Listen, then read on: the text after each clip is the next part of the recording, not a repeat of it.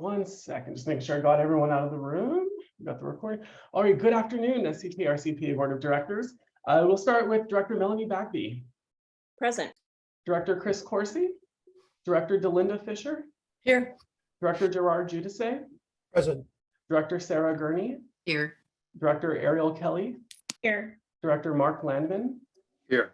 Director Sandra Lowe. I see. Director David Rabbit. Director Rosa Reynosa. Here. Vice Chair Linda Hopkins and Chair Rogers. Chris Here. Rogers. And we have a quorum. All right. I recognize a quorum. So welcome everybody. Thank you for being here. We'll start the day with our public comment for items that are not on our agenda. If you have a comment on an item that falls within the SCTA RCPA jurisdiction, but it's not on today's agenda, go ahead and hit the raise hand feature on your Zoom. And I don't see any, Drew, so we'll keep moving. Confirm Let's start. Yeah, let's go ahead and start today with our consent calendar. We have 9 items. We have our meeting minutes from September 12th. We have our continued authorization for AB 361 for our teleconference meetings. We have our fiscal year 21-22 budget adjustments to implement GASB 87. We have our 2022 biennial notice for our conflict of interest code updates. That is a pro forma thing for most jurisdictions. We also have our resolution of commendation for Phoebe, and we'll see if Phoebe is willing to say a couple of words here in a few minutes. We have our task force with BKF engineers for Highway 101 corridor tree planting feasibility project. We have our task orders for GHD for project initiation documents for the State Route 121 and 8th Street East intersection improvements. We have fiscal year 21-22 annual reporting letter status report. And then we have our Highway 101 Marin Sonoma Narrows C2 Amendment #1 to the Caltrans Cooperative Agreement. I'm going to go ahead and start and see if there are any questions from the SCTA RCPA board. Let's start with Director Fisher, followed by Director Reynosa. Thank you, Director Rogers. I had a quick question about 3.6, the tree planting on 101. It said that the completion of this task order was going to be December 31st, 2023. Are we really expecting this to take over a year, or is that just a date that doesn't mean that? Because I noticed the other task order as well was to be completed, but at the same date. Let me ask James to respond to that. Thank you. So the task order, all expenditures are expected to be completed by the end of 2023, but the majority of the work will be done in the middle of 2023. So we'll be back to the board with the actual report out and the report, or the final report or feasibility study sooner, but we need the final closeout, edits, what have you, for the entire year. So James, when do you expect that report to be complete, do you think? And so David is most familiar with the schedule, and I noticed Drew just promoted it to him. So why don't I pass it to David, who has the full schedule details. Thank you. And thank you, James, and good afternoon, board members. So just pulling up the exact schedule on that agreement right now. So our consulting schedule currently is to have the final study completed by next August, and then project closeout will be completed hopefully in September. But to be conservative, we had the contract end date go through the end of December. Okay, thank you. Director Reynosa. Mine is actually on the same item 3.6. It's more of just of a concern, or I would just want to make sure that we're looking at drought tolerant trees. So I saw you say, thank you, David. I'm just really concerned as I drive around and see a lot of these redwoods that are not, to my understanding, from this area originally. So yeah, I just wanted to point that out. Thank you so much. Yes, we are definitely looking at drought tolerant native species that will be able to survive after a plant establishment period. Caltrans currently is not planting any kind of decorative shrubs or flowers or even redwood trees anymore. So we're definitely going to be looking at native oaks and other native species that can tolerate droughts. Thank you very much. Any other questions from our board members? All right. Before we go to public comment, I'll see if our executive director or perhaps Director Gurney wanted to say a few words about our commendation for Phoebe. That would be great. So Phoebe has, and I will hand it over to Director Gurney, who got to work with her in Sebastopol, but Phoebe did a phenomenal job. It was a pleasure to have her as part of the team. Even though she was officially affiliated with Sebastopol, we still get to claim her partly. And the work she did was, I think, just spectacular. There she is. Yay.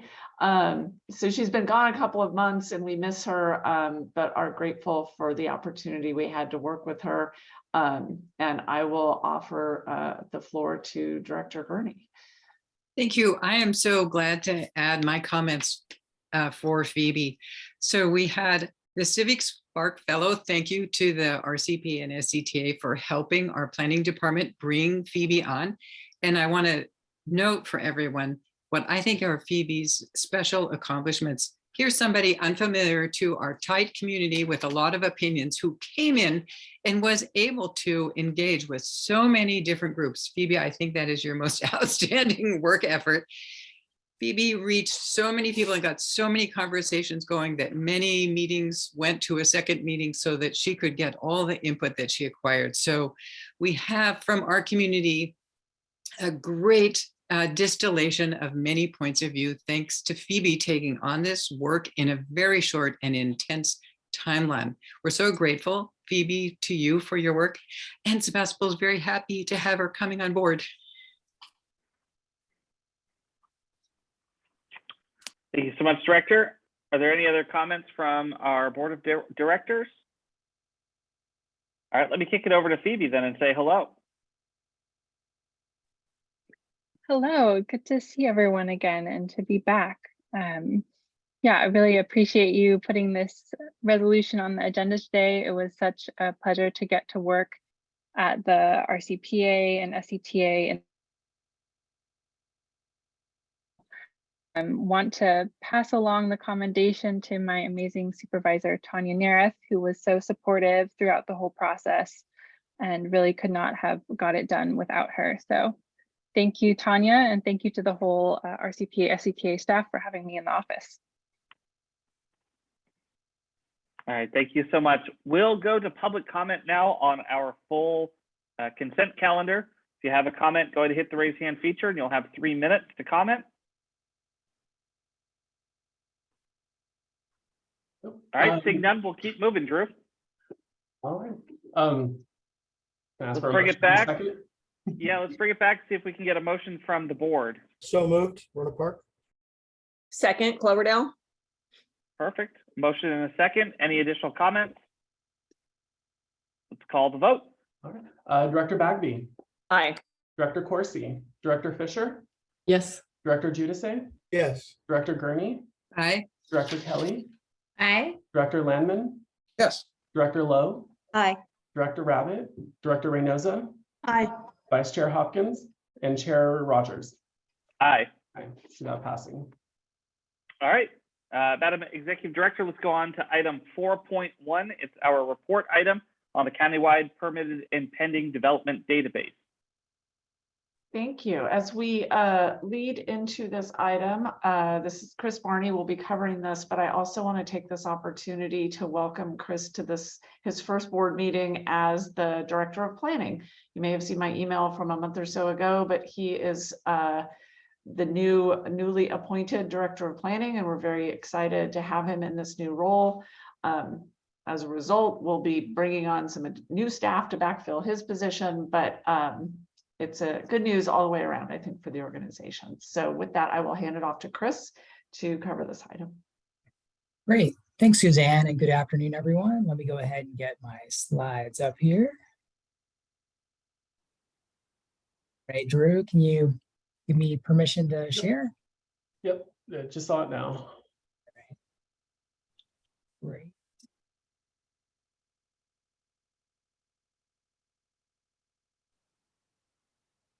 All right, good afternoon, everyone. I'm happy to be here today to provide an annual update on pending development in Sonoma County. This report is based on information we collect each year and add to the Sonoma County pending development and permanent projects database. So we originally created the database in 2017 and 2018, mostly to ensure that near-term projects would be represented in our forecast that we use for our travel demand modeling. But since we've been collecting this information, we saw additional utility beyond just modeling applications, and the database and associated data projects. Our products have been used by local and regional planners for other applications. The database tracks projects in the development pipeline or projects that are likely to be constructed in the near term. And each project is classified by project type, including whether or not it's a residential, office, industrial, or other project, includes project location, size of the project in square feet or housing units, and project status. We update the database each year with the help of local planners and go through a few rounds of review with the Planning Advisory Committee to make sure everything's correct and updated. So let's go ahead and dive into some of the numbers. So this table includes a summary of projects that have been completed since the fall of 2021 based on our submissions from local planners. At the top, you can see a summary of completed housing units. And then at the bottom of the table, you can see a summary of non-housing or employment-related projects. So over the last year, you can see there's been a focus on multifamily housing and hotel and industrial development on the employment side.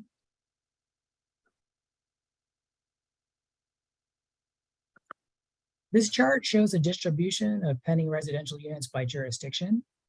So you can see the largest slices of the pie are found in the bigger cities. The chart on the right side of the slide shows the change in pending units since 2021. And as the number of pending projects goes up or down, and as projects are completed and are withdrawn, the number would go down. And as new projects are proposed and permitted, they get added to the database. So this number does fluctuate. It doesn't necessarily represent what was constructed in a year, just what is in the development pipeline or what the number of pending housing units. So you can see that as of this fall, there are about 24,000 pending housing units in the pipeline right now. Here's a look at pending housing units over time since we've been maintaining the database. And you can see that there's generally been an increase in housing units since 2018, with the exception of a plateau or a slight decrease in 2020 and 2021 during the pandemic lockdown period. So a good portion of the overall increase has been in Santa Rosa, Windsor, and unincorporated areas. And you can see the colors correspond to different jurisdictions on the chart. If we take a look at the distribution of pending housing units by unit type, you can see that about 60% of pending housing units are multifamily projects, just under a third are single family units, and about 10% are senior or group housing units. The table on the right is similar to the one shown before, which shows the change of pending units since 2021. And you can see here, again, a shift towards multifamily housing. This graph shows pending housing units by type and by jurisdiction.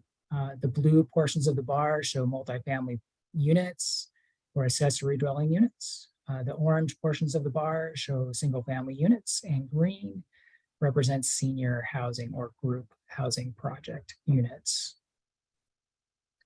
Here's another way of looking at the distribution of pending housing units by jurisdiction.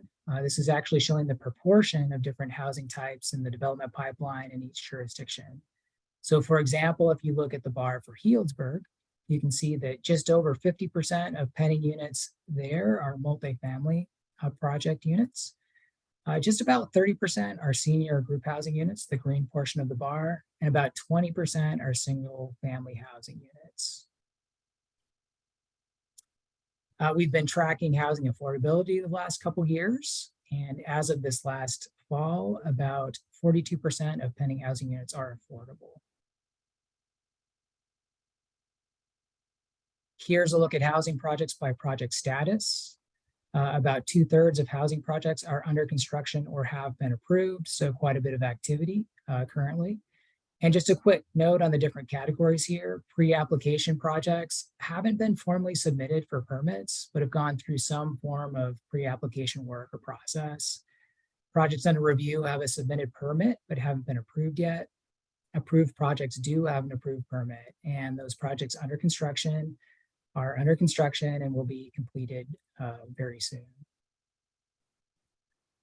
So looking at the geographic location of residential projects in the pipeline, we can see that about 44% are in priority development areas or PDAs, which is pretty significant when you consider the PDA areas make up a pretty small percentage of total land area in the county, and even in the built up urbanized areas. So this indicates that there is a focus on infill development and city center growth in the county. So just a quick update on housing elements, since we've been talking about housing a little bit. So Sonoma County jurisdictions are currently in the process of updating their housing elements and are submitting them to the state for review and approval. So this changes quite rapidly right now. A lot of things are getting approved and reviewed and submitted. But as of last week, here's a summary of where each jurisdiction was at in this process. So you can see a couple have already submitted their housing element updates to the state, and a number are getting pretty close. They've already completed public review draft phases. So we also track non-residential or employment-related projects in the database.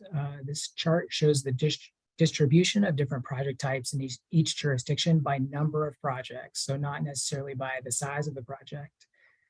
You can see that commercial and hotel projects, these are the orange and pink portions of the bars, are well represented in most jurisdictions. So moving on to actual project sizes, this chart shows square footages of pending development. And you can see concentrations of these employment-related uses in the unincorporated areas, mostly in the Santa Rosa Airport area and 8th Street East areas, and the larger cities. So here, industrial and warehousing projects, commercial projects, and hotel development are all well represented when you look at square footages. And finally, looking at project status for non-residential projects, over 50% have been approved or under construction, so quite a bit of activity here as well. And just as I said at the beginning of this presentation, we update this information annually and sometimes more frequently, and work very closely with your local planning staff members to make sure this is up to date and useful, and to provide any information back to them that will help in their local planning activities. So with that, I'll go ahead and complete my report and turn things back over to you, Mr. Chair. Thank you so much, Chris. I'll look to my board and see if anybody has any questions. We'll start with Director Fisher. Thank you so much. I do have a question. I'm really struggling with understanding these numbers when we talk about pending development for years past. So for last year, the number of pending. So we don't really have any data, as I understand it, on exactly how many units were constructed and occupied for last year. Is that true? So these are any units that are in the pipeline. So there's no duplication from last year to this year. There would be duplication. So for example, if a project if it's been proposed and it has an outstanding permit, it would carry over from year to year. So the only way a project will actually drop out is if it's constructed or if it's withdrawn. And then additional projects, as they are permitted and added, they'll be added to that number. So we do actually track those units that were constructed. So the local jurisdictions do report on projects in the database that have been constructed or withdrawn. So on that, one of the early slides, I did have an update from 2021 to 2022. So we do have information on projects according to the the submissions we receive from the local jurisdictions that have been completed or that have dropped out of the pipeline. Yeah, if you can go back to that first slide, the pending development residential units by jurisdiction. That's the one I'm struggling to really understand. Keep one back, I think. Keep going. One more. There you go. That one. There. Yeah. So can you help me understand these actual numbers? Yeah, and this is, let's go ahead and look at the numbers for Petaluma here. So the way to interpret the table on the right is in 2021, there were, about 27 to 2,800 units, pending units that were in the pipeline in Petaluma. That changed by 131 going to 2022. And there are a number of different things that could be happening here.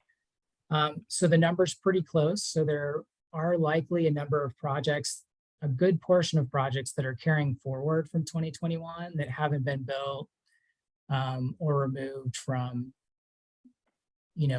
haven't been withdrawn. Their permits haven't been withdrawn. So there is a lot of consistency there. But the number has gone up. So some new projects have gone online. And also, I would guess that a number of projects have been constructed. So they would drop out and would be, filled with new projects that have been permitted and that have been coming online. So these aren't necessarily projects that have been constructed. These are, these are pending units that we expect to be completed sometime in the next, 2, 3 to 7 to 10 years for longer term projects. So hopefully that helped explain the timeline a little bit on how things move in and out. And I do see Suzanne's hand is up, so I wasn't sure if Suzanne wanted to add something to that.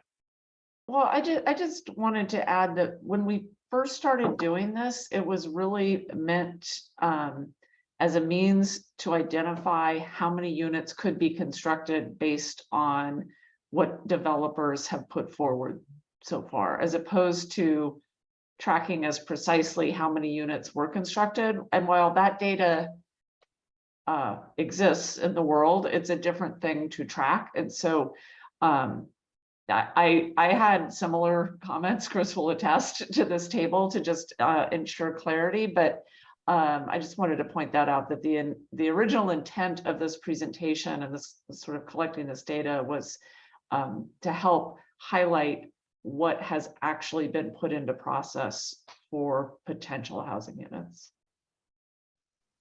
And do we have, you said we have the data on actually what is getting occupied, because that's really the key number, right? I didn't say we have it necessarily, but it exists in that I think, your building departments will final projects, and that I don't know that we track that, Chris. Is that correct? Yeah, we can track it. So the way we handle that is each year when we do an annual update with the local planning departments, they'll let us know that those have been finalized and occupied. And so we'll archive those. And so we can go back and find the projects that were proposed and pending in the past and that have gone into that constructed category. So we do have that information, but I think the local planning departments will have more complete information on what's actually being constructed. And Chris, how are you using this data? So we originally started using this data to make sure that our forecasts were correct for our modeling. But as we started collecting this information, we'd report out on it, and it's actually being used at the local level for developing general plans and area-specific plans. The data finds its way back in there. MTC and ABAG use the information to improve their forecasts and to help with housing reporting as well. So there are a lot of different applications that have developed beyond that initial intent for developing the database and tracking this information. We also maintain a online map showing the location of pending housing as well. So I know that's something that the local planners take a look at to see where pending units are proposed and how many, the size of those pending units are as well. So that's another companion piece to the database that's in use here in Sonoma County and also in the region. Great, thank you for the clarification. Appreciate it. Any other questions? Let's go to public comment on this item then. If you're interested, hit the raise hand feature. I'm confirming, I don't see any members of the public with their hands up. Oh, one just went up. Let me go share my screen. Do you need me to stop sharing, Drew? I can take over. Alrighty, so first I have in line is Stephanie Turk. Stephanie, I've permitted you to speak. You may start when you unmute yourself. Hi all, thanks for taking my call. My name is Stephanie Turk. I live in Healdsburg. I'm also a member of your Citizens Advisory Committee. So I'll be speaking with you guys again soon, but I just wanted to ask a follow-up question on these numbers. When you take each city into consideration, you talk about number of pending. First of all, what is the actual definition of pending? As in, is it approved or is it just in the pipeline somewhere but not approved? And second point of my question is, do you track vacancy numbers? And how can we look at each city and what they're doing with like actual available housing stock on a year-to-year, minute-to-minute basis? That's all. Right, thank you, Stephanie. Chair Rogers, I don't see any other members of the public with their hands up on this item. Great, and let's see if Chris has a quick answer for that. Great, yeah, thanks for those questions. So on the definition of a pending unit, there are a number of different categories we use, but it could be an approved project, but we also include projects that are, in a pre-submittal phase as well. So a pending project could be anywhere from a more conceptual project that has gone through a pre-review process to an approved project to one under construction. So there's a variety of different project types that we track in the database. And then as far as vacancies go, we are able to get some of that information from the census. So, we're able to look at that at least on a jurisdiction level. We haven't synced that up specifically with this information, but, it is something we can take a look at. So we do that as part of our forecasting, but not specifically as part of this effort. All right. Any other comments or questions from the board? I'll just say thank you, Chris. This is really helpful data for a lot of us, especially as we're working through our RENA cycles. And as you mentioned, the housing element updates for a lot of us. I'll also do a quick special plug for our team in Santa Rosa who have embraced sort of this process of putting out as much data as possible and trying to explain it. We have an interactive map that shows all of the developments in Santa Rosa that have come forward, their status, and our numbers. And I'm hopeful that we can get there across the county as well, because I think it's good data for all of us here with SCTA to be able to pull together. With that, let's go ahead and move on to our next item. It's item 4.2. It's the Future of Transit Ad Hoc Report Out. Suzanne, do you want to take this? Yeah, Dana's actually going to cover that, but as like a transition between the two, with Chris taking over as the Director of Planning, we have a vacancy for his senior planner position. And we also have the transit integration work that Dana's been working on, and we had been hoping to fill with an extra help position. We have struggled to fill that role. So I just want to let the board know that we do have the ability to hire 2 more associate level, either planners or project specialists. And so our approach going forward is going to be to have someone who's very focused on the data aspect. To your point, Chair Rogers, about how there's sort of a growing appetite for good data that's readily interpreted. And then an associate planner type of role to work with Dana on the transit integration and travel demand management work. So that's a little preview of the recruitments that will be happening in the near future. And so with that, I will hand it off to Dana to give an update on the transit ad hoc. Thanks, Suzanne. So that Future of Transit Ad Hoc met on October 3rd last week, and we gave an update on staffing that Suzanne just mentioned, as well as timeline for starting to coordinate with the Metropolitan Transportation Commission on their mapping and wayfinding project, which will essentially be the third and final phase of this project. We also reviewed a draft scope for a service planning consultant, which is a major piece of this phase 2 work we're doing for transit integration. So we got feedback from the ad hoc on that scope of work, generally kind of what it covers, including data collection from the 3 transit operators, ridership information, kind of market analysis for transit, and looking at optimizing the overlapping service areas, as well as the regional connections, the intercity bus service. So we also talked through fare-free programs that are ongoing, the fare-free days that the 3 bus transit operators coordinated on, including the fare-free day last Wednesday, October 5th, and another upcoming fare-free day scheduled on Election Day on November 8th. We also talked through the Sonoma County Transit's application on behalf of the 3 local bus transit operators to the county for the Climate Resiliency Fund. And that's a proposal on fare-free transit for K through 12 students for fiscal years 24 and 25. And that's expected to be taken up at the Board of Supervisors on October 25th. And with that, I'll turn it back over to the chair. All right, and I'm looking to my colleagues to see if there's any questions.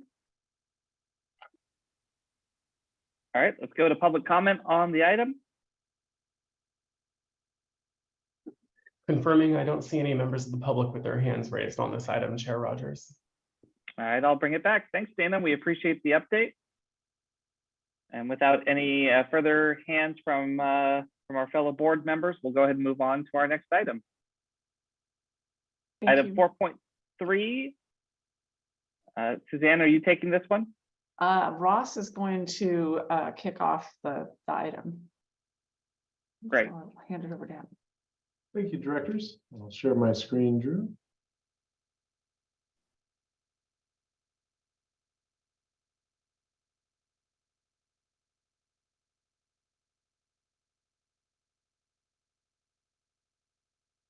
How are we looking, Drew? Do I need to switch? You need to switch. Okay. There we go. Yep, looks good, Ross. Thank you very much. Oops. Sorry about that.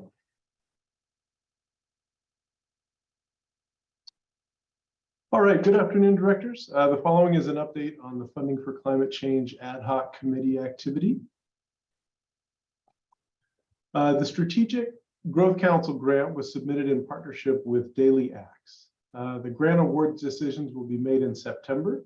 If awarded, we expect to begin work with partners in spring 2023. These funds can potentially help with funding for climate change efforts and other RCPA activities. Progress continues on defining the structure of the revenue measure committee to drive funding for climate change activities going forward. Local climate and environmental justice leaders have helped shape the new community structure, and will review changes based on their feedback at a meeting later this week. And here is the visual outline of the committee structure based on the Environmental Justice Committee feedback. One of the main changes from what you saw at the last meeting was I wanted to make sure that the environmental justice advisor input is integral to the initial work and not an afterthought or just a box to be checked. As is also shown, leads and staff support personnel for the committees have been selected.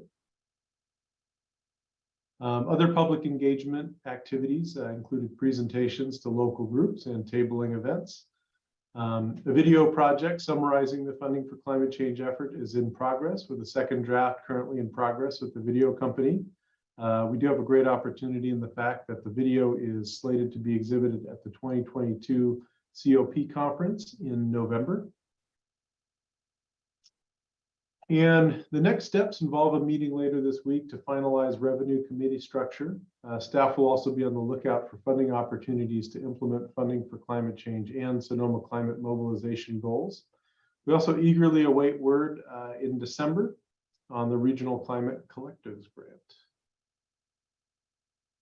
And please let me know if you have any questions regarding this funding for climate change ad hoc committee update. Thank you very much. Thank you for your time. Thank you so much, Ross. Looking for questions from the board. Seeing none, we'll go to public comment. Confirming, I don't see any members of the public with their hands up. Chair Rogers. Great. Well, thank you so much. We'll keep moving. Thanks, Ross. Chair Rogers, Tanya does have a little bit more on one of the items in that item about the funding opportunities for climate. Yeah, my apologies. Go ahead, Tanya. Yep, no worries. Thank you very much. Good afternoon, directors. And I do have a couple of slides to share. Let me pull them up here. All right, so I know this, so I want to focus specifically on the Inflation Reduction Act, and I know this is something that all of your jurisdictions are also spending time studying and trying to figure out how we can all benefit from this funding. So what I'd like to do is just give a very brief update on what we know today, and to let you know that RCPA will continue to track this funding source and share information as it becomes available. So as you probably know, this was signed into law in August of 2022. And the main focus of the Inflation Reduction Act is to make clean energy cheaper and also spur innovation through both subsidies, so tax credits and rebates, as well as funding programs such as loans and grants to states that will help make the cleaner energy option the best decision. And there are three kind of main categories of programs in the IRA, programs that will be coming from the federal government to the states, but will ultimately benefit residents, then programs directly for local governments, and then lastly, programs for residents. So in terms of programs for states, which will benefit residents, this chart shows kind of the two main programs that are in the Act.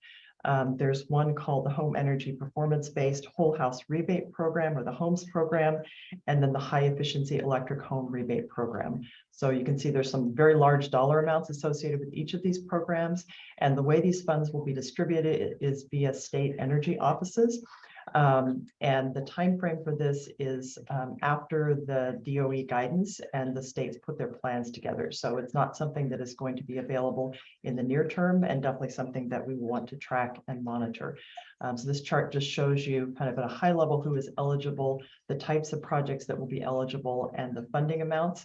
And there is a fair amount of additional information. I've included two links on this slide, and we will provide these slides to you after the meeting. There's a federal site, cleanenergy.gov, and then there's a very handy household electrification calculator that you can use to actually plug in information about your own household and get some good estimates of what you might save in terms of the different types of projects that could be funded. So next up, in terms of programs for local governments, and I've organized this by the time frame as we understand it today. And so beginning in 2023, the new tax credits will become available, and there is an energy efficient commercial buildings deduction. And this one for government-owned buildings would actually be, you'd be able to transfer your deduction to the party that's primarily responsible for designing the improvements. And then in February of 2023, three of the programs are expected to make funding announcements in terms of the requirements and the details about the programs. There's the Greenhouse Gas Reduction Fund, which has a total of $27 billion. And this is an EPA program. And about 7 billion of this program is for grants, loans, and financial and technical assistance to enable low-income and disadvantaged communities to deploy or benefit from zero-emission technologies, including rooftop solar and other GHG reduction activities.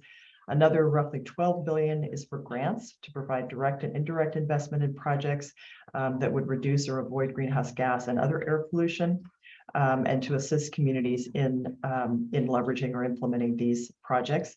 And then 8 billion is for the same activities, but targeted to low income and disadvantaged communities. Then there's the Clean Heavy Duty Vehicles Program, that's $1 billion. And about 600 million of this will cover up to 100% of the incremental costs associated with replacing non-zero emission heavy duty vehicles with zero emission heavy duty vehicles. And it will also have funding for the fueling and charging infrastructure, workforce development, and technical support. And then 400 million of the funding would be for areas that exceed air quality standards under the Clean Air Act. And then the last program that we expect to be unveiled or funding announcements is the Environmental and Climate Justice Block Grants at 3 billion, another EPA program. And the funding here is primarily for directly for communities and for community-based organizations, but there is an opportunity, we think, for local government to partner with CBOs on community-led projects. So that's kind of the programs that we believe are coming available in February 2023. There's an additional program in May of 2023, the Climate Pollution Reduction Grants. And this is about 250 million would support the development of plans for GHG reduction projects. And then the lion's share, the majority of the funding would be to implement GHG pollution reduction projects. So not a lot of detail known at this point, but we do expect to know more about that in May. And so these are the programs that we definitely want to be staying in touch with and making sure that we understand what the requirements will be when they're announced. And then I'm not going to go through the rest of this list. We've got some resources and some documents that have a lot more detail on each of these programs, but we don't yet know when the funding announcement will be made for those. And then lastly, on the local government side, also wanted to highlight a new provision, the direct pay provision, that would actually allow local governments to take advantage of the tax credits. So non-taxable entities would be able to participate in these clean energy incentives by electing to take a direct payment instead of or in lieu of tax credits. And this would be applicable for tax years starting after December 31st, so basically beginning of 2023 before January 1st of 2033. And so just a couple of examples of how this could be useful to local governments. There's the Clean Commercial Vehicles tax credit. And so you could use this program to get a direct pay for up to 30% of the cost of a qualified commercial clean vehicle that's placed in service before that end date. And then on the renewable energy side, both the production tax credit and the investment tax credit would be eligible for the direct pay option. And this could be used to help finance projects like renewable energy projects, including solar arrays. So then lastly, in terms of programs for residents, there's a number of both tax credits and rebates. And I've already talked about the rebates on that first slide that had the chart that these programs are coming through the state, the high efficiency electric home program and the home energy performance-based program. Then there's a suite of tax credits that will be available to residents beginning in 2023. There's an EV tax credit that would allow up to $7,500 in credit for new EVs and $4,000 or 30% of the vehicle value for used. There are income qualifications for these tax credits, and you've probably heard about the manufacturing requirements. So the vehicle must be assembled in North America, and there's a requirement for a portion of the battery parts to be made in North America. So it remains to be seen how many vehicles would actually qualify for this tax credit under those requirements, but this will be a good way for folks to get into electric vehicles. And then there's a home energy efficient tax credit. And this would allow households to deduct up to 30% of the costs for the eligible home improvements. And then lastly, the residential clean energy tax credit, which would apply to be a credit for 30% of the costs of solar, wind, geothermal, or biomass technologies, and as well as battery storage systems. So I hope you can see that there's a lot of potential in this act to really accelerate our move to clean energy and clean energy appliances. So in terms of a timeline, this is a slide that came from a recent webinar, and I included a link below to the document that has all of this information. A couple things to highlight on the timeline. You'll note that there's a deadline of August 2024 for states to develop their plans for these two, the homes program and the high efficiency home rebate program, and get DOE approval. So that kind of gives you a sense of maybe the latest point in time where we could expect to see those programs roll out in California, and hopefully we'll be moving much more quickly than that, but that remains to be seen. And then you can also see on here some of the deadlines for when the funds must be spent. So, for example, with the greenhouse gas reduction fund, those funds will start becoming available in February of next year, and then they must all be distributed by August of 2024. So just a high-level timeline. And then I wanted to share, again, from that same building decarbonization webinar, just some projections of the anticipated impact in terms of kind of volume of upgrades and retrofits that could be implemented via this funding. So you can see it's a pretty significant number of electrification upgrades, home energy retrofits, et cetera. So just to give a sense for the scale. And then lastly, next steps for RCPA. We have set up a resource library where we've started saving documents that we think will be helpful to you and to our jurisdictions, as well as to community members. And so I've included a link to that library here. Then we also plan to work with our partners in Sonoma Clean Power, the Energy and Sustainability Division, and other local partners on messaging. So you may already be thinking about, well, okay, it's great to see all these rebates. How do they stack up, or can they be stacked, for example, with the Bay Run rebates, with the Sonoma Clean Power programs? And so we want to work together to make sure that we have some very clear communication and messaging so that folks aren't confused about these new programs and how they relate to existing rebates and programs. And then lastly, that we'll continue to track and share information on these programs with all of you as we learn more and as these funding opportunities become available. So with that, I will turn it back to you, Mr. Chair. Thank you very much.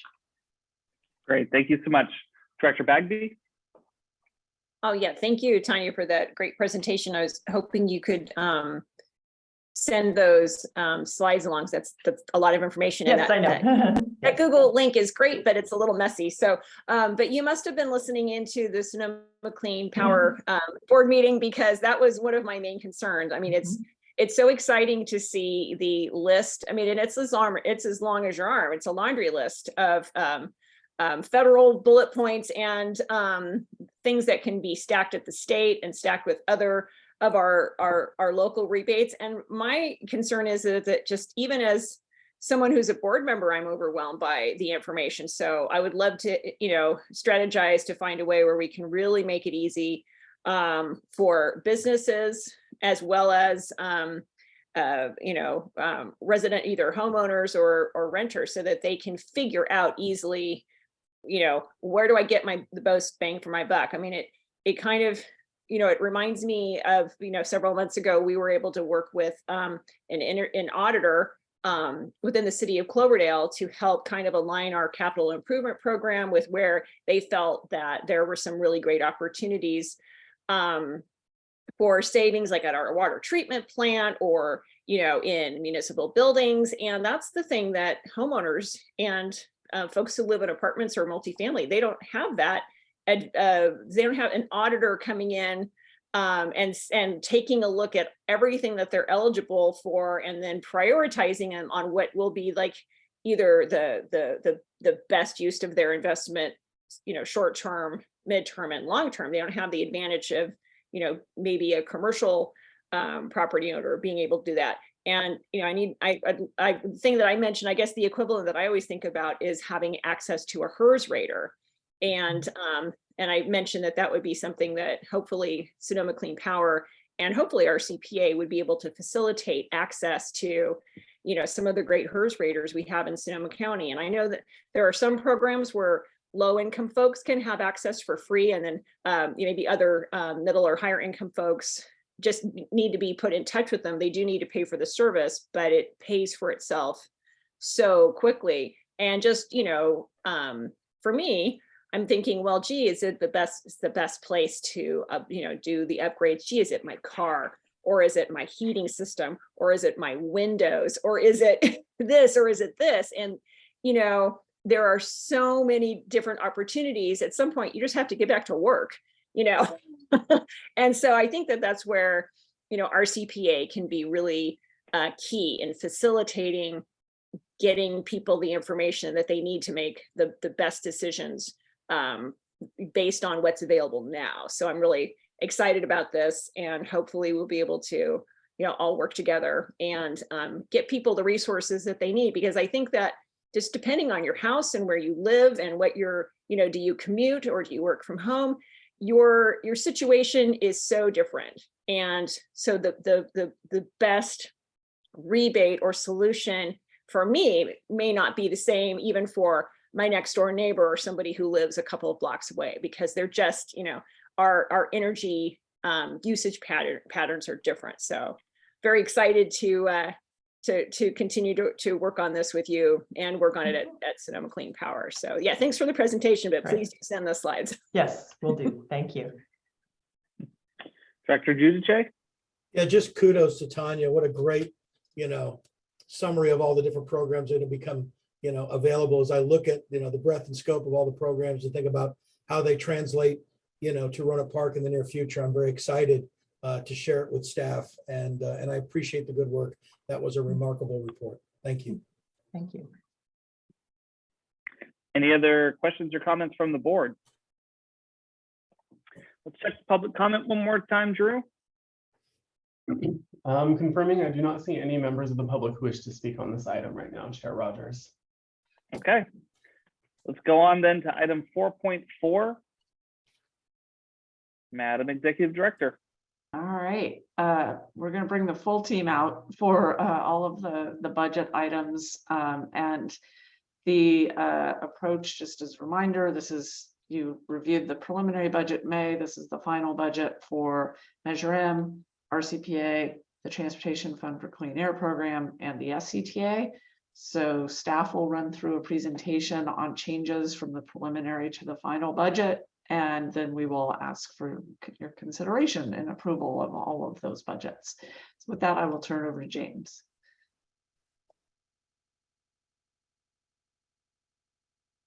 Oh.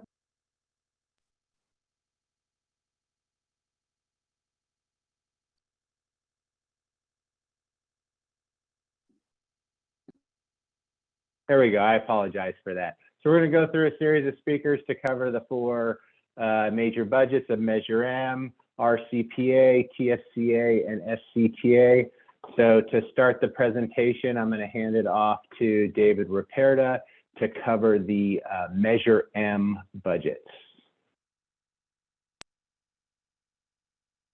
Hey, good afternoon again, directors. Just waiting for James to pull up the presentation.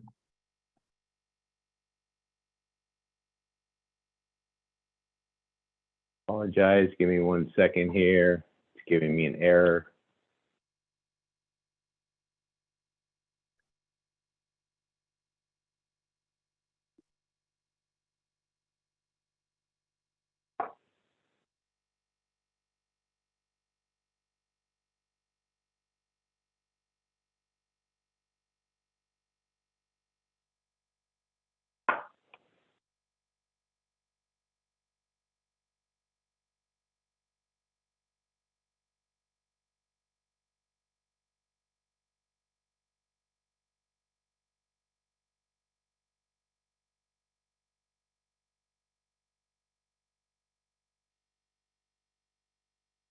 James, would you like me to? Oh. Looks good. It wasn't a. Go ahead, David. Apologize for the delay. All right, thank you. So next slide, please. So the SCTA must adopt the final budget for the current fiscal year by October 31st. The budget requires a 2/3 majority vote. This is required to deliver on the 2022 Measure M strategic implementation plan that you recently adopted and subsequent board approved programming. The revenue for the final budget is slightly higher than what we forecasted back in May in the preliminary budget, and the revised sales tax growth is 0.59% versus the 0.49% we forecast back in May. And going over to the next slide, we can see the performance for the second quarter of 2021 versus the second quarter of 2022. We've had some slight increases in revenue in that quarter, with revenue 6.9% over the second quarter of 2021. Noteworthy, service stations are up 37% as we've had record-breaking gas prices due to crude oil prices from the war in Ukraine, and more people return to their offices. New motor vehicle sales tax revenue are down 1% as supply chain issues start to creep up. And also restaurants and hotels are up 16% as more consumers are dining out, and tourism and business travel and higher menu prices are all playing a factor here. On the next slide, you can see sales tax revenue is continuing to grow. We surpassed the pandemic high last fiscal year, and in this fiscal year 21-22, sales tax revenue was up 11.1% year over year. Measure M revenue bottomed out in fiscal year 2010 with the Great Recession, and at the time, only about 80% of our 2004 revenue was what we anticipated for the program. But however, we're back at a healthy level of 97% of that original 2004 projection. We go to the next slide. You can see we've had strong growth since fiscal year 20, when we had the depths of the pandemic. And as I mentioned, the restaurant and hotels have returned to pre-COVID levels of revenue. For fiscal year 2022, we had actual estimated audited revenue of 31.8 million. The budget projection that we have is only 32 million, so only a slight increase over that, as recession is kind of looming and consumer spending is tightening up. Next slide, please. Here you can see the pie chart of the Measure M expenditure plan, which has several different categories with Highway 101, local street rehabilitation, local streets projects, local bus transit, bicycle investment projects, and rail. Contrasting that is the Sonoma sales tax, which will begin collections in 2025. That sales tax is much more competitive and does not have specific categories for Highway 101 or passenger rail, and has slightly different percentages going to the different categories. On the next slide, you can see that the final budget is slightly higher, as I mentioned earlier, than the primary budget we showed you back in May, and this includes the rollover prior expenditures that have not been fully completed. Next slide. With that, we'd recommend at the end of all of our presentation that you adopt the fiscal year 22-23 Measure M final budget. The budget is slightly higher, as we mentioned, than we originally anticipated back in May. However, we are still recommending a conservative sales tax growth assumption of 0.59%. We anticipate that over the next couple of fiscal years, sales tax revenue will be relatively flat before returning to historical roughly 3% growth rates. And with that, I'm happy to answer any questions you have, or turn over to Tanya for the next presentation. Do you have any questions from the board? All right, let's keep going to Tanya. All right, good afternoon again, directors. So for the RCPA budget, just a couple reminders here on the slide that our staff are employees of SCTA, and you'll see a pie chart of this in a couple of slides, but that over two thirds of our revenue and a third of our funded positions are from Bayron, and that we continue to seek funding opportunities to implement our mobilization strategy and our funding for climate ad hoc. And there have been no major changes between the preliminary budget and this final budget. So wanted to touch bases briefly on our strategic plan in terms of the results over the last year, and then looking ahead to, well, we're already in 22-23, but our priorities for this year. So I mentioned our focus on Bayron, and so we've done a fair amount of work around Water Upgrade Save, expanding the program and the Bayron energy efficiency programs, continued working with our local members and partners on implementation of the priority objectives from our mobilization strategy. As you heard at the last board meeting, we just published the 2020 GHG inventory update, and continue to support our funding for climate change ad hoc committee. And then lastly, the grant that Ross mentioned that we just submitted last Friday was a significant amount of work that we did in partnership with Daily Acts. So looking for the rest of this fiscal year, of course, continuing our work on the Bayron programs, continuing to work with our members and partners and supporting their objectives. We plan to launch the funding for climate change committees that you heard about earlier. And then, as I mentioned, we'll be tracking the Inflation Reduction Act and other climate funding opportunities. Next slide, please. So here's that pie chart I referenced that just shows visually the percentage of our budget that is allocated or comes from the Bay Run programs between Water Upgrade Save that we are the program manager for the Bay Area region, and then the other energy efficiency programs that we are responsible for marketing and outreach and work or contract with our partners in the Energy and Sustainability Division to deliver those programs. And then you can see the smaller piece of the pie is what remains for the RCPA programs, primarily the mobilization strategy and support for our members and partners. Next slide, please. So in terms of the revenue, the changes from fiscal year 21-22 to this fiscal year. So we are seeing an increase in our Bay Run Water Upgrade Save funding for expansion of the program with a goal of signing up 2 more utilities to join the program. We also have an increase in local and regional partner contributions and a decrease in contributions from our air district partners. Next slide, please. In terms of expenditures, we're also seeing an increase in staff salaries and benefits. And then again, to the Water Upgrade Save program, an increase in contracts and expenses to support that expansion of the program. And then lastly, we've included an increase in outreach and engagement expenses for our climate funding and Sonoma climate mobilization. Next slide, please. So with that, staff recommends that the board consider adopting the FY 22-23 RCPA final budget. And I will turn it over to, I think, Dana, who has the next section of the presentation.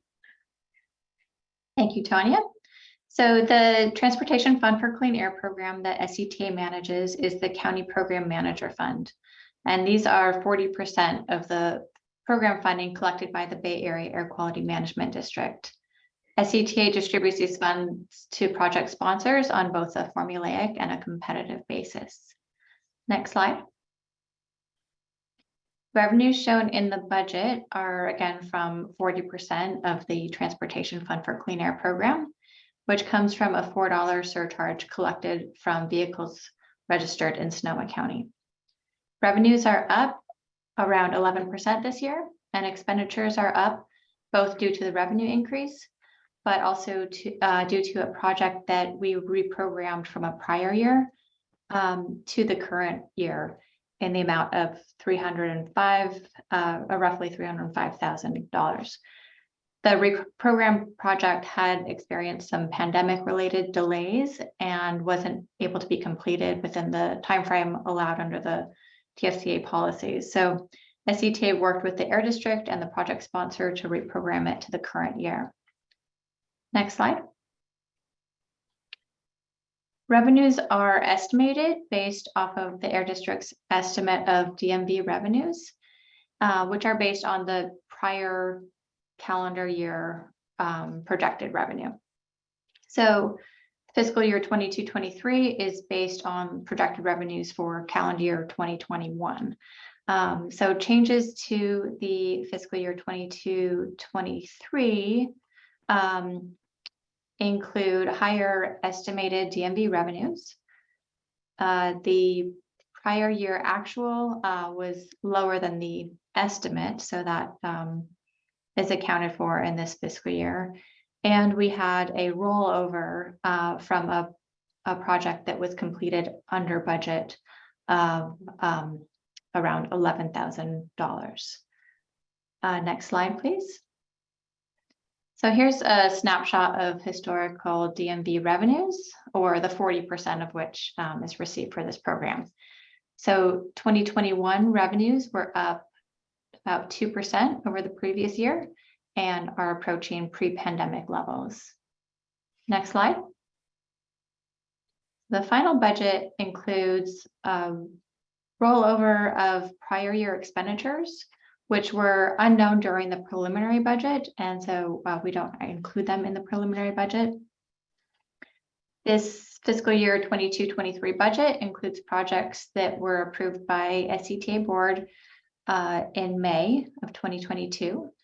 And the project I mentioned earlier that was reprogrammed from fiscal year 2021 to 22-23 is also included in the current year budget. The change in expenditures reflect moving that project from the prior year to the current year. And similarly, we recommend that the board approve this budget for TFCA program for fiscal year 22-23. And with that, I will turn it back to James. Okay, so then the fourth and final budget to keep the SCTA RCPA operational is the SCTA budget. The SCTA was created back in 1990, was staffed by county employees until 97. So with the RCPA that was created in 2004, for budgeting operational purposes, all RCPA staff are included in this SCTA budget being presented. There is currently a total of 16 positions, 15 full-time and 1 extra help. Of those positions, 13 are filled. And as Suzanne mentioned earlier in the meeting, 2 of those positions as a data analyst and a transportation planner will be a recruitment that will be released soon. The SCTA is in manageable financial shape. Since the preliminary budget, there has been some large changes due to some new revenue sources that were not known back in May when we did the preliminary budget. Those new fund sources created these significant change percentages, as you can see on the table illustrating the preliminary budget compared to the final budget. They include SB 170 funding, which is state budget funds for implementation out at State Route 37 for the Resilient 37 program. The SB 170 funds total $7 million, of which $1 million is included in the SCTA fiscal year 23 final budget. The most significant change was the new revenue source from the Great Mitigation funding. The casino revenue is pass-through funding from the Sonoma County County Administrator's Office. While this fund source has been unpredictable in the past, it will be an ongoing $2 million plus the Consumer Price Index or CPI adjustment as long as casino revenue stays strong. This proposed final budget includes $2.5 million in revenue as well as $5.4 million in expenditure in Great Mitigation funding. The use of the fund balance is not ongoing annual expenditure, but one-time project expenditures of fiscal year 22 Great Mitigation funds for the Highway 101 widening through Petaluma. The Measure M Highway 101 fund and the Measure M budget that was presented to you earlier was not where these funds were deposited because that fund is more restrictive than what the Great Mitigation funds allow the funds to be used for. So it has been incorporated here into the SCTA budget. Other changes since the preliminary budget include, updates to the Transit Integration Study funding, the addition of our Sustainable Communities grant to develop the Countywide Active Transportation Plan, or the CAP plan as we refer to it, the contract we have with Sonoma County Transportation and Public Works for the implementation of State Route 121 at 8th Street East project initiation document, as well as rollover of expenditures that moved from 22 to 23, most significant of which would be the bike share program, which we're looking for opportunities to advance that program. Moving away from those changes from the preliminary budget and looking at year-over-year changes to the SCTA budget, the most significant changes are those new funding sources that I just described. But other changes that were noteworthy were the revenue increases from the Federal Metropolitan Transportation Commission contributions, right? As we advance from OBAG 2 or One Barrier Grant 2 that included the Quick Strike program, as well as from there to the new program, which is the One Barrier Grant Cycle 3, those federal planning funds have increased. Revenue increases in local contributions based on the CPI adjustment that the board approved in May, and expenditure increases for salaries and benefits for both the CPI as well as merit increases, and additional extra help position for the transit integration work. the proposed final budget implements all the work that we do at SCTA, RCPA. And I wanted to point out the fiscal year from July to June, or from July to June that we do our budgeting on, whereas our annual reports will follow as they typically do in February, highlighting all of these major programs that are implementing, as well as just pointing to the activities reports that are received by the board monthly to detail out the projects, programs, and planning that are being implemented here at the SCTA RCPA. With that, staff recommends the board consider adopting the SCTA, the RCPA, the TFCA, and the Measure M budgets. That concludes the budget presentation. Great, thank you so much, everybody. There's a lot of information there to unpack, so I'll see if board members have any additional questions or comments for staff.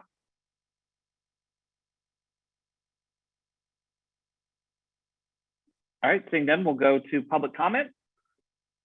If you're interested in providing comment today, hit the raise hand feature on your Zoom. Confirming, I don't see any members of the public with their hands raised, Chair Rogers. All right, I'll bring it back and go to Director Fisher. Thank you very much. I don't have any comments on the budget, but I do have a request. The data that we have from HDL, can somebody pull those 4 slides out and send those to us directly so we have that data? Be really helpful. Thank you. And thank you everyone for all your work on this. All right, then I will go ahead and entertain a motion. As long as I'm here, I'll go ahead and move to approve the 4 budgets. Second. Okay. So motion from Petaluma and a second from Healdsburg. I see no additional comments. Drew, go ahead and call the vote. All right, Director Bagby. Aye. Director Corsi. Director Fisher. Yes. Director Giudice. Yes. Director Gurney. Aye. Director Kelly. Aye. Director Landman. Yes.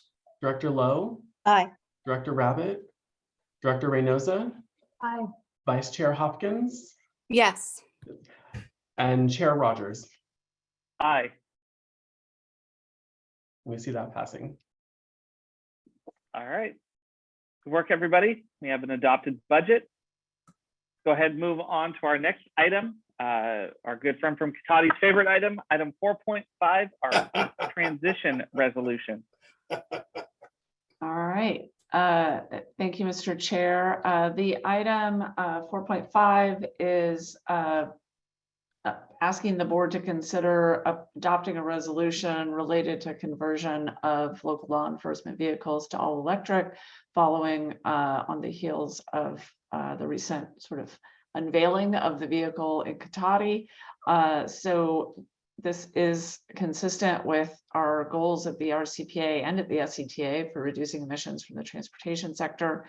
And I would defer to Director Landman to provide any other background or information on the item, if he would like.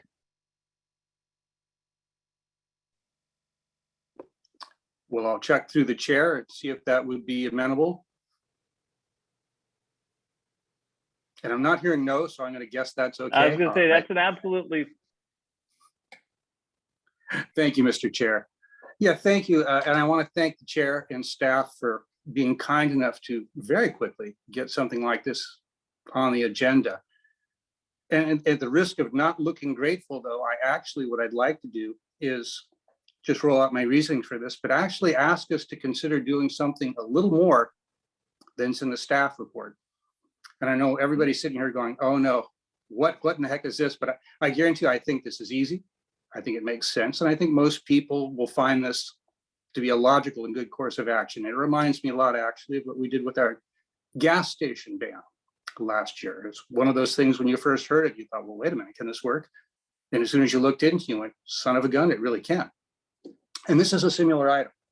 So what I wanted to do was make two asks, much as we did with our gas station ban, a resolution to encourage all jurisdictions, not just law enforcement, but all jurisdictions that are part of RCPA, to, number one, commit to electrifying all of their fleets, not just their law enforcement or police department vehicles, as they replace them And of course, only where feasible EV replacements are available. Because as we know, for some of our public works circumstances and largely specialty vehicles, they're not good replacements as of yet. They will certainly come. And number two, just as important to have with this is to commit to charge them with local 100% renewable power. This should be the easiest part because most of us are already using that in the county. Most of the cities in the county are on Evergreen from Sonoma Clean Power, which fits that description. And Healdsburg has a really nice green rate plan that's based on 100% geothermal. So the reasons for this are evident. It's cost effective. It's a lot less expensive, amazingly enough. About the only negative between moving to an EV, we found, at least for our police patrol car, we saved probably well over 20,000 on this when all things are considered at the end. And that was basing it at a $3.50 per gallon price. Nowadays, it would probably be significantly higher. So the only negative I was going to say is the back seat was a little smaller, and I think we can live with that. But EVs powered by local 100% renewable is a big difference in emissions too, and that really sets a powerful example. And that, to my mind, is what this is all about. If we do this as an example, it will lead further to the recognition of Sonoma County being a place where a lot of aggressive work on cutting edge GHG emissions actions come from. Just last year, we sat in this group and discussed having a gas station ban. 1 year later, almost everybody is on board with this, and it's being picked up. I see in the local news throughout the state, and I believe even outside the state, there's interest in what happened here. And that's my idea with this. If we do this, and once we get some significant headway with it, people will notice. Perhaps at that point, we could make the friendly challenge to our colleagues in Mendocino that we do work with, it's Sonoma Clean Power, to join us and do the same thing. Save their constituents some dollars and reduce greenhouse gas emissions. And we could do the same thing with Marin, who we work with certainly in SMART. And once that all happens, it starts spreading other places. And the best part is the public notices, and it helps speed that switch, that fuel switch that we know we need to make and switch to EVs. So that's my pitch for this. As we all know, emissions in transportation remain perhaps one of our biggest problems in terms of emission reductions. This would be a small but powerful kickstart to a direction that could actually eventually change us much for the better there. So I'm asking for us to commit to electrify all of our fleets, not just law enforcement, as we replace them, where feasible EV replacements are available, and to charge them with local 100% renewable power. And any questions, I'd be happy to see if I could answer if staff couldn't. All right, and I will say one of the documents that was helpful for us in Santa Rosa as we start to look at this was the analysis that Katati's team did on the total costs.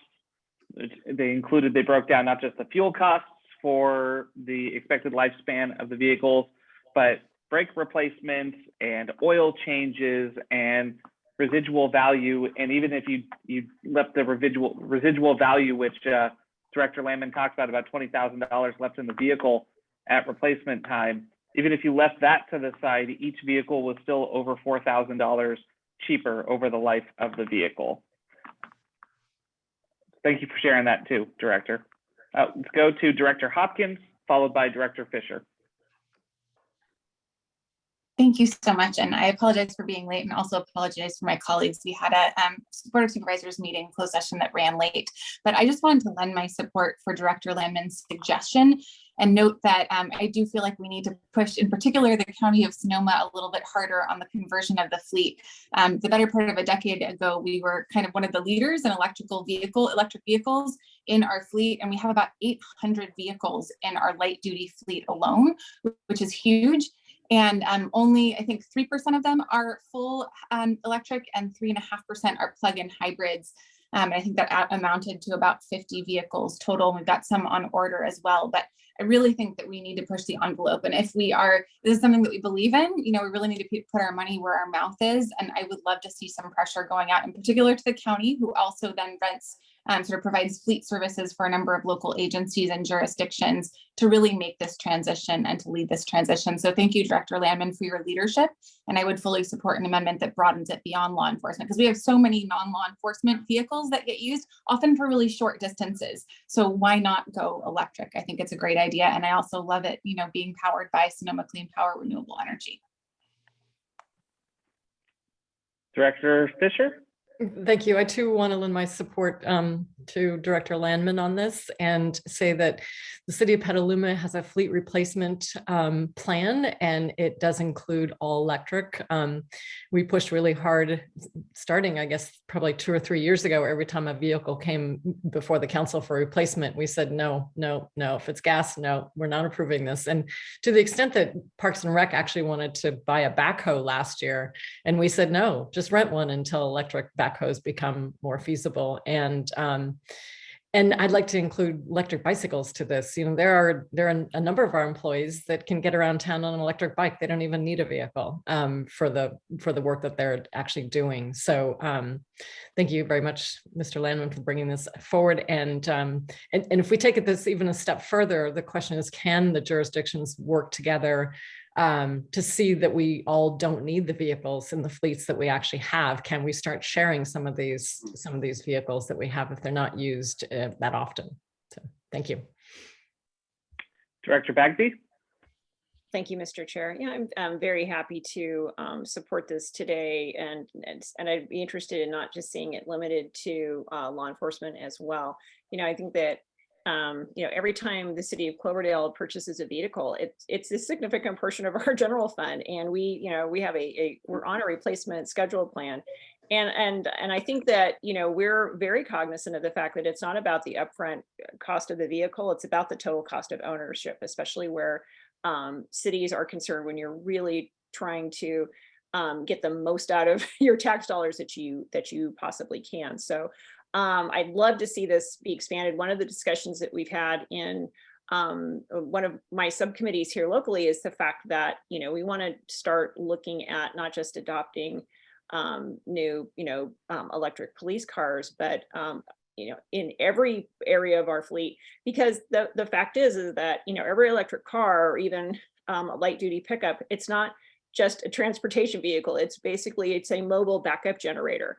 And I think it's going to be the argument that I was making toward making sure that, you know, we're on the cutting edge of this is that we need to make sure that our vehicles can be double duty, that they're not just transportation for our employees, but they're also, you know, emergency response vehicles in a PSPS or a crisis. So I'd be very interested in seeing us move forward with this, but I will just put, you know, one wrinkle, and that is that the city of Cloverdale is actually standardized on the Dodge Charger, and Dodge has already announced that they're going to be discontinuing the ICE version in 2024. So I think this, hopefully it will end up, at least in our case, it's not going to necessarily push us to ICE vehicles that we've already standardized on, because any future one that we likely acquire is actually going to be electric. But that's why I think it needs to be expanded to other vehicles, and not just looked at,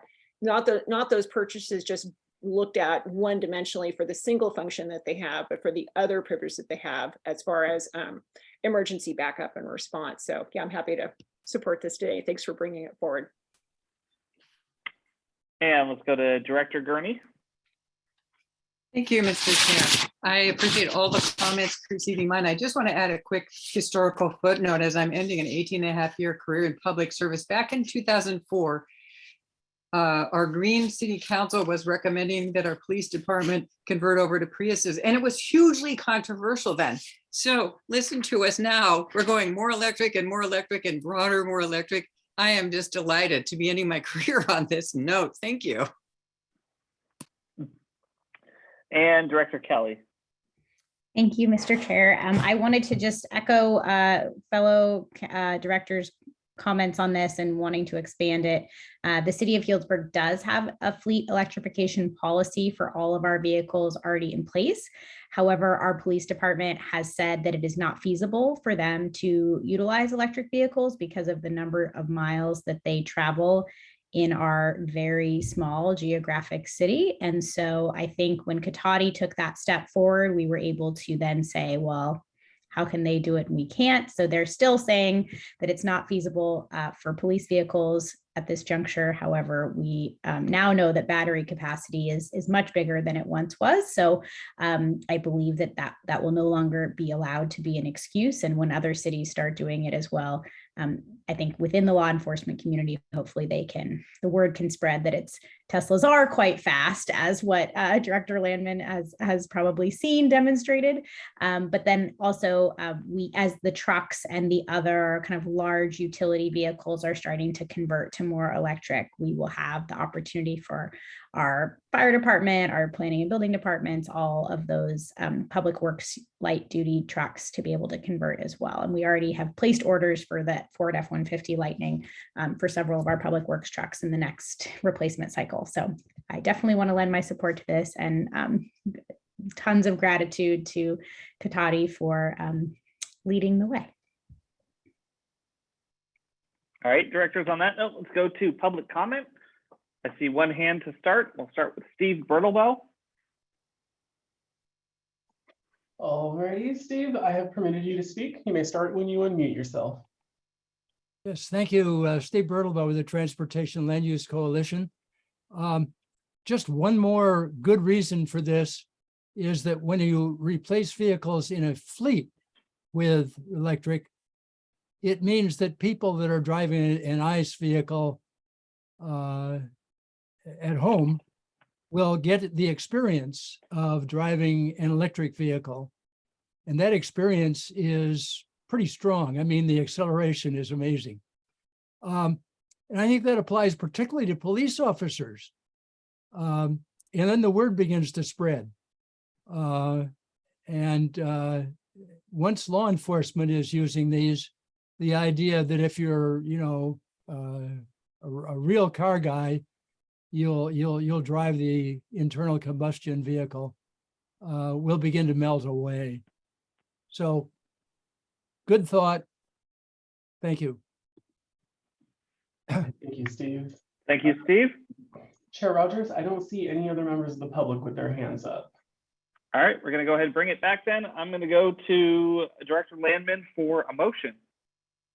Yeah, I'll just respond real quickly to a few things, if I might, Mr. Chair. I appreciate particularly the support from the county. I think the county of Sonoma could be a huge player in this with the size of their fleet, as well as all the outside fleet service agreements they have. That could be a very big thing. I think Director Fisher has a good point. It may be something more for mayors and council members, but it might be smart for us to start looking regionally at some of the bigger, more expensive things that we use less often. There might be some ways of looking at sharing some of this in a way that could be more cost effective, maybe more of a long-term project for this county, but I think a really good idea that I've never heard in 13 years, so kudos. I wanted to mention, oh yes, there was a suggestion about this perhaps not being feasible for a police car in terms of battery capacity, or that it's not a real car guy type of thing. Let me just look at a couple of the specs here, which kind of shocked me a little bit. So first of all, before I get to the specs, anecdotal evidence that I'm hearing from the officers and the chief as they've been using this vehicle is full shifts, lots of calls, occasionally running up to county, all those sorts of things, lights and sirens, full shift. They haven't got the battery below half yet. So that's a good indicator that it's workable. But in terms of speed, now we don't want to encourage officers to go fast. It's not like the TV shows where people in all high speed chases. We don't like to do that. But if you need a little speed, the Dodge Charger goes 0 to 60 in 7.9, about 8 seconds. This mid-level Tesla goes in 4.8. Pretty significant difference. As far as horsepower, you've got 300 for the Dodge Charger. You've got 384 for the Tesla. So that's pretty significant. So it can really provide that. So I'd be happy to move this item, and I can repeat, if staff needs it, the two changes I asked, that we resolve to encourage all jurisdictions to commit to electrifying all their fleets as they replace them, where feasible EV replacements are renewable, and that we charge them, commit to charge them with local 100% renewable power. And I'll I'm looking for a motion or a second, excuse me. I'll second that. But All right. Second from Director Fisher. Any additional comments? All right, Drew, let's call the vote. Director Bagby, Aye. Director Corsi, Director Fisher, yes. Director Giudice, Enthusiastically, yes. Director Gurney, Aye. Director Kelly, Aye. Director Landman, Not a lot of suspense here, yes. Director Lowe, Aye. Director Rabbit, Director Reynosa, Aye. Vice Chair Hopkins, Yes. and Chair Rogers. Aye. And we see that motion passing. Excellent. Good work, directors. We'll move on to our next item. It's item 4.6, our legislative update. I'm going to kick that over to Suzanne. Thank you, Mr. Chair. So the item before you, 4.6, is related to Proposition 30, again, electric vehicle oriented. And the measure that's on the ballot this November would provide a revenue stream through an increased personal income tax on residents who make above $2 million. And the funds would go to help support the transition to electric vehicles and to support charging infrastructure, as well as provide some level of funding for wildfire response. So the staff report goes through a little bit of the detail on how the money would flow, and I would recommend, staff recommendation to the board is a support position for Proposition 30. Okay, I'll go to Director Lowe. Thank you. I encourage my fellow directors to vote aye on this. I just wanted to point out a couple of things since it was brought up in previous reports relative to the Inflation Reduction Act and how does it compare to Prop 30, because I get asked this a lot, and the numbers, you know, we saw the fantastic numbers presented earlier, but in comparison to that, Proposition 30 would have 36 to $45 billion compared to $12.5 billion for electric vehicle incentives, 16 to $20 billion compared to 1.8 billion for wildfire. It goes to CAL FIRE. For electric vehicle infrastructure, in the IRA, it's 1.7. In Prop 30, it's 28 to 35 billion. And the length of the program of Prop 30 will go to 2042. So what you've got is sustainable funding for these three major areas into well into 2042, which brings us past whatever, you know, kind of recession we might get into, et cetera, guaranteed sustainable funding for these programs, and especially for the programs that we all endorsed with our votes earlier in this meeting. So just recently we had the Metropolitan Transportation Commission, the ABAG, and San Francisco Transportation Authorities all voting to support as well. So we would be in keeping with those measures. Thank you. All right, thank you. Are there any additional questions from the board? Let's go to the public for comment. Confirming, Chair Rogers, I don't see any members of the public with their hands up on this item. All right, I'll ask Director Lowe to make a motion then. I'd like to make a motion. We support Prop 30. Thank you. Second. Yeah. All right, we have a motion and a second. Any additional comments? All right, Drew, let's call the vote. Yeah, Director Bagby, Aye. Director Corsi, Director Fisher, Yes. Director Giudice, Yes. Director Gurney, Aye. Director Kelly, Aye. Director Landman, Yes. Director Lowe, Aye. Director Rabbit, Director Reynosa, Aye. Vice Chair Hopkins, Yes. and Chair Rogers. Aye. And we see that passing as well. Excellent. All right, Madam Executive Director, do you want to walk us through our reports and announcements today? I will do so. The executive committee did meet earlier today, just to run through some of the budget preliminarily in advance of this meeting. And then Chair Rogers, did you want to talk about the meet in person? Or no, we're going to do that in December. Talk about next year's meeting schedule and in person / hybrid. So that will be an agenda item in December. Is that correct? Mm-hmm. Yep. Do you want me to move on to the regional agency reports? Sure. Okay. I don't know if there are any of the directors from the regional agencies who have reports out. I'm seeing no hands. No district. Okay. So then included in the agenda packet are the advisory committee agendas. We are still working through the CAC and some attendance and appointment discussions, but that's all, I think, advancing in good stead. And then we will get down to items 5.4.1, and I will turn it over to Ross Clendenin on the marketing and communications activities. Thank you very much. The following is a brief overview of the communications and outreach activity during the previous month. SCTA staff presented an update of SCTA and RCPA activities to the Rotary Club of Windsor on September 20th.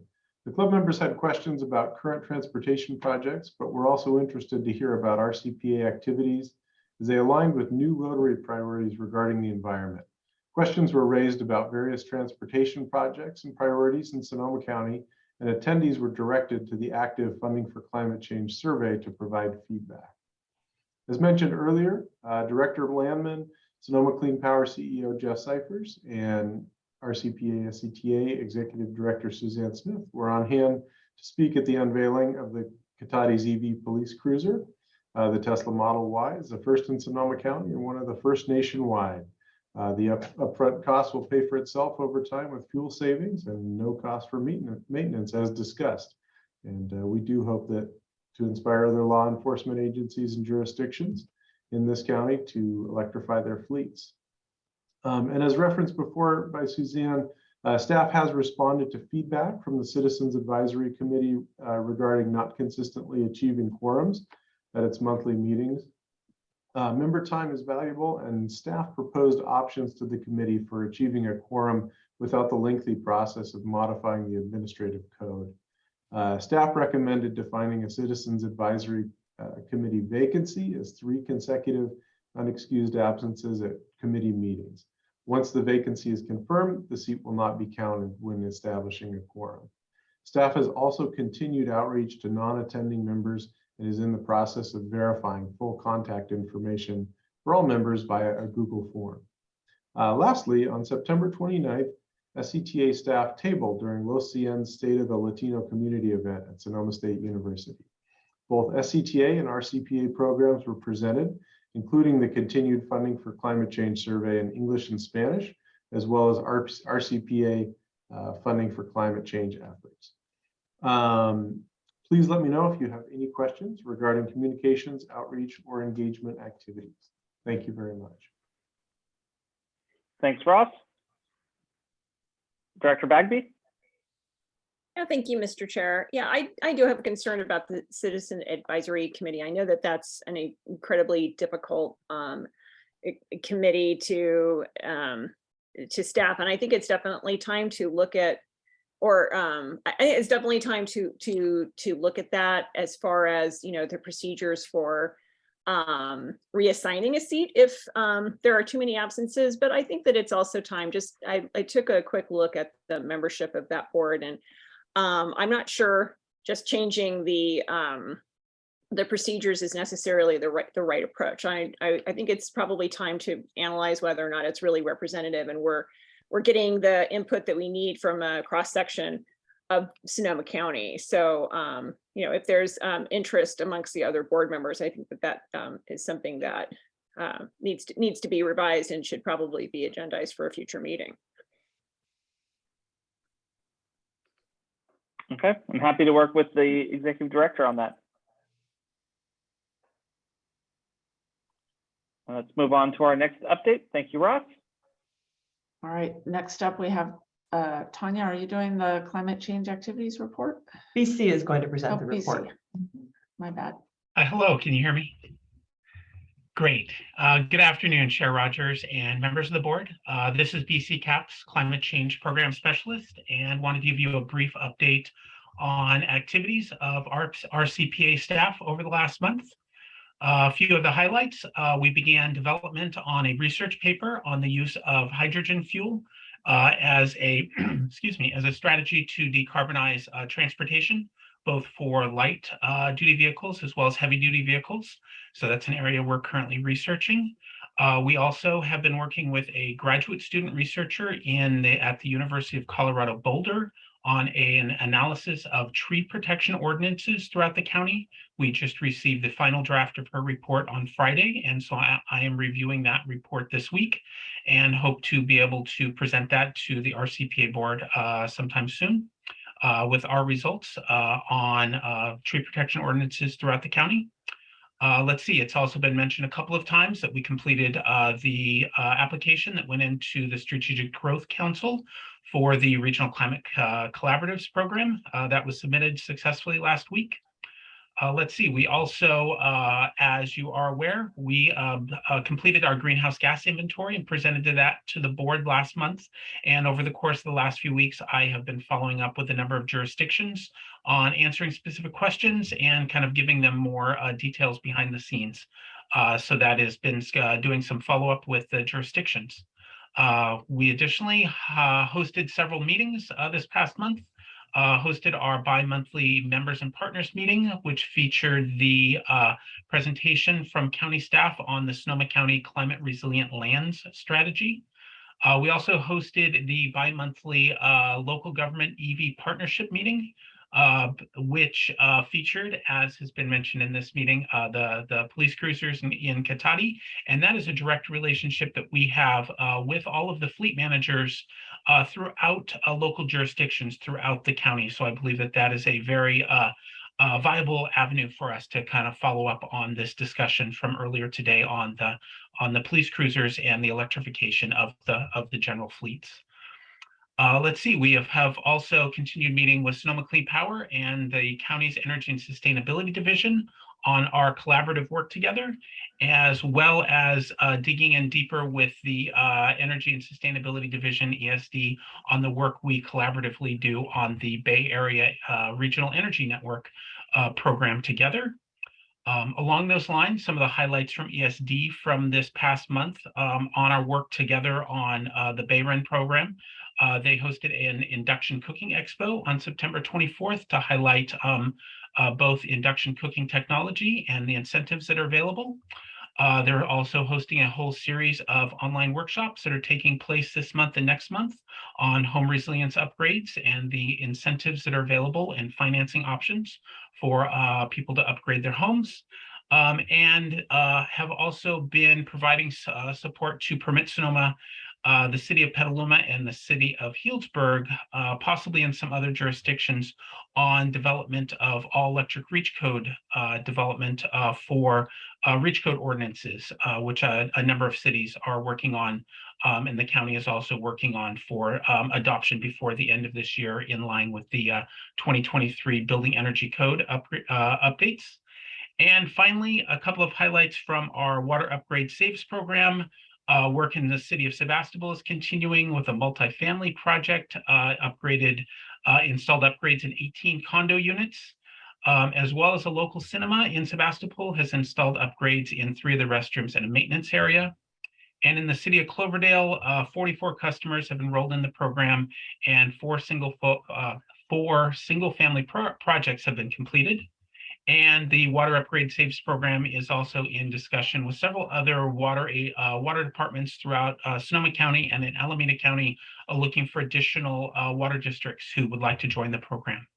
So thank you very much. That concludes my report for the month. Thank you, BC. We'll go to Director Giudice. Thank you, Chair. I just wanted to express my thank you to BC and to RCPA for their work and assisting us on the hydrogen research. It is much appreciated, and we thank you. So thank you very much. You're welcome.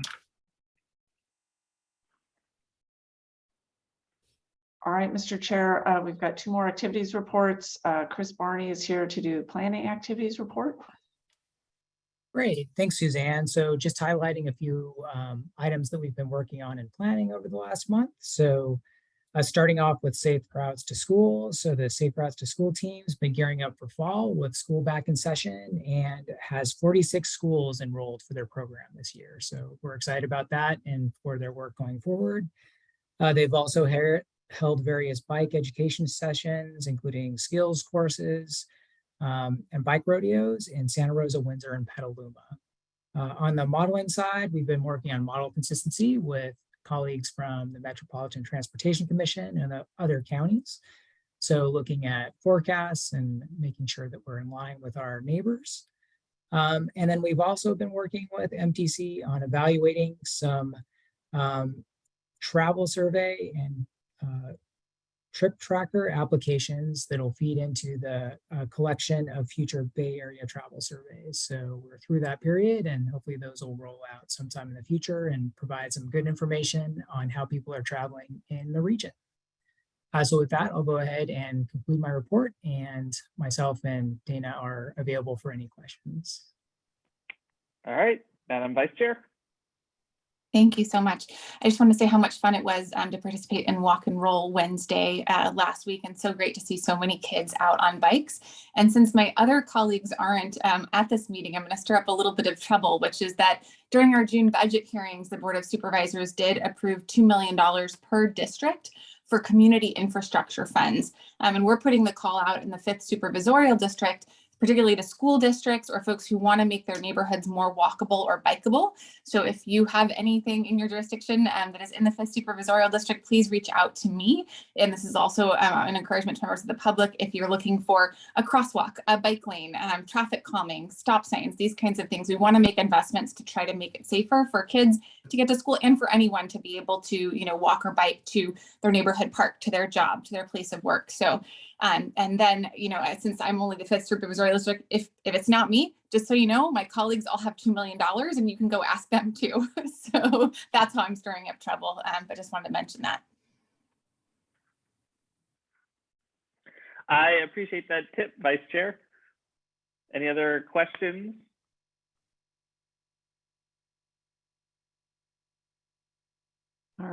All right, Mr. Chair, last report then is James Cameron on projects and programming activities. All right, so a couple updates on projects and programming. Our Highway 101 carpool widening through Petaluma. Thank you for addressing the capital budget on today's consent calendar.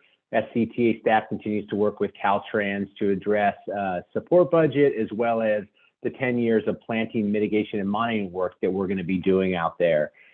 With regard to the multi-use path, or the MUP, that follows the railroad tracks between Payren and South Point Boulevard that was closed to construct the project, that will open back up at the end of this week. Moving on to State Route 37, the next 4 County Policy Committee meeting is scheduled for December 1st. The Resilient 37 program does include both interim and alternate solutions that are included in your packet. Just to point out a couple of those, the final EIR for the interim improvements between Sears Point and Mare Island will be released in December. And the Planning and Environmental Linkages Study, which is a study that allows the project to advance into environmental compliance, or the CEQA and NEPA document. It will be recommending a raised causeway near the existing alignment for the ultimate project solution. And that planning environmental linkages study is scheduled for release by the end of 2022. The SCTA staff's working with MTC and Caltrans to bring a full project update to the SCTA board, potentially in December of this year. Moving from projects over to programming, as far as programming updates are concerned, our One Bay Area Grant Cycle 3, that's an MTC program. The applications have been submitted to MTC. in accordance with the SCTA funding plan that the board approved a draft of in September. Once MTC makes their selections of our submitted applications, staff will be back to the board to finalize our funding plan cycle 1 in early 2023. With that, that concludes my report. Thank you. All right, thank you so much, James. Any additional questions from the board? Okay, let's go to public comment then for our reports and announcements from our staff. Confirming, Chair Rogers, I don't see any members of the public with their hands up on this item. All right, then I'll look to the board to see if there's any announcements for the good of the order.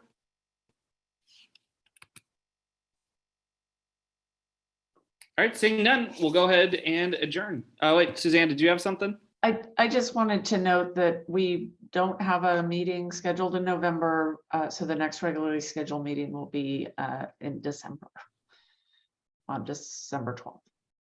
Excellent. I look forward to seeing you all then. And until then, Director Kelly got me. Go for it, Director. Sorry, Mr. Chair, I just wanted to confirm that for some of our fellow colleagues who are going to be retiring at the end of this year, that we will still get to see them at the December meeting so that we can wish them cheerful, fond farewell.